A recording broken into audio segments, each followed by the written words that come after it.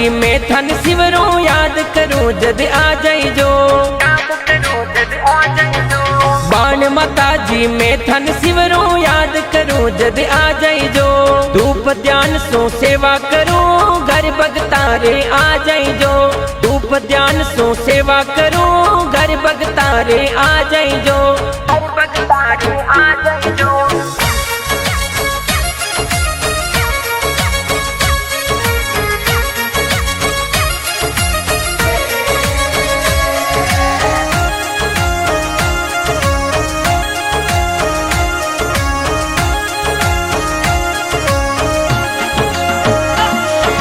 चित्तौड़गढ़ सो रमता पधारो काला गोरा संग में लाई जो।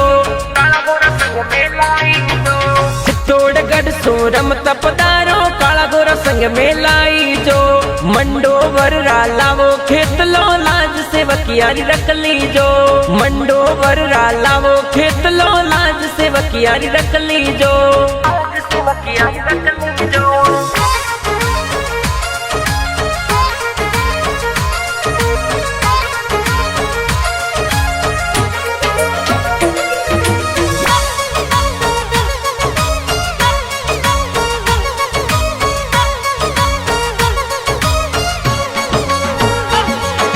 लाल कसुंबल सोवे चुनड़ी चुनड़ी रूप सजा दीजो। लाल कसुंबल सोवे चुनड़ी चुनड़ी रूप सजा दीजो। रखो भक्त पर छाया चुनड़ी आकर पामय कर लीजो। रखो भक्त पर छाया चुनड़ी आकर पामय कर लीजो। आकर पामय कर लीजो।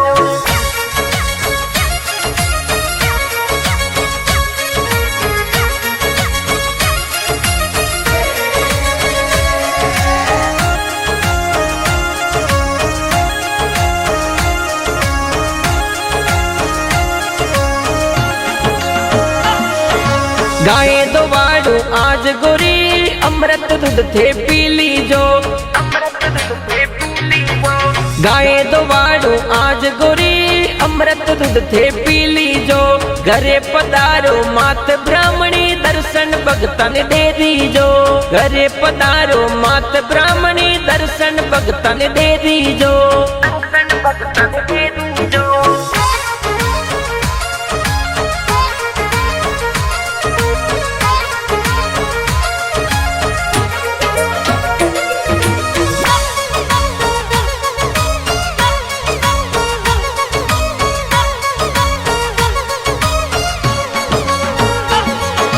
सद्बुद्धि मैया देवो भवानी धनरा भंडार थे भर लीजो। सद्बुद्धि मैया देवो भवानी धनरा भंडार थे भर लीजो। भाया में भड़तरा को मावड़ी कुटुंब कपिल खुश रख लीजो।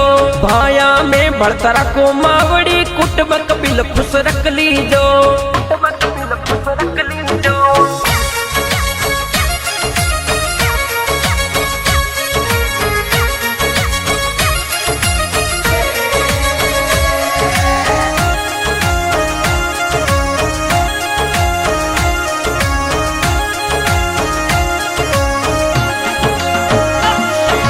आओ मरक जी मंजू देवी मैया रे भोग लगा दीजो।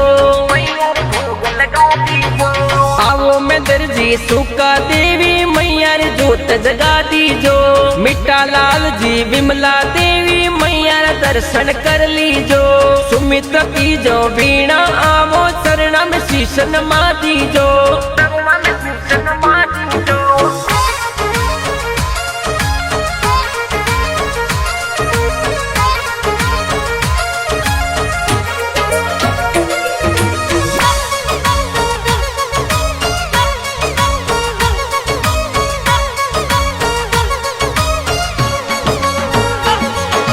मुकल सूरज और कुनल प्रिंस मैया रे चरणा ले लीजो। मुकल सूरज और कुनल प्रिंस मैया रे चरणा ले लीजो। भजन गावे नरेश माड़ी जन्म जन्म मैया साथ दीजो। मई माली के जोगेंद्र दिवासी शरणा रो साकर रख लीजो।